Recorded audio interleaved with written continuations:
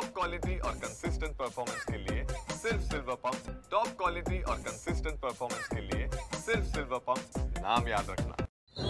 मुळात डोंबिवलीत अशी उद्यानं फार कमी आहेत आणि जी आहे ती महापालिका त्याची व्यवस्थित निगा राखत नाही आहे, त्याची दुरावस्था आहे। कारण काही आमदार खासदारांच्या निधीतूनही विकसित केले जातात, परंतु त्याचं स्थानिक स्वराज्य संस्था म्हणून महापालिकेचं कर्तव्य आहे की ती सांभाळणं, ती व्यवस्थित त्याची देखभाल करणं। ती देखभाल केली जाते। तसेच जसे उद्यान आहेत तसे तलावांची पण अवस्था तीच आहे की तलाव काही ठिकाणी नुसती त्याने निर्माल्य आणि घाणीने भरलेली आहे। ती स्वच्छता आणि हे महापालिकेचं फार त्या अशा सार्वजनिक गोष्टीकडे दुर्लक्ष आहे, हे माझं स्पष्ट मत आहे।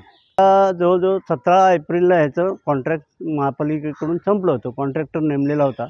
17 एप्रिलला ते संपल्यानंतर 17 एप्रिलपासून बंद होणार होतं, पण 17 ते 30 एप्रिल आम्ही स्वतःच्या जो सामर्थ्य माझ्या स्वखर्चाने त्याला थांबवला होता। पण तो 1 तारीख आली, आता 1 तारीखपासून पण काही कॉन्ट्रॅक्ट ह्यांचं होत नाही आहे महापालिकेचं उद्यान सांभाळण्याचं। म्हणून आम्ही मग 1 तारखेला बाबा आम्ही जबाबदारी घेऊ शकत नाही, कारण महापालिकेची ही जबाबदारी आहे।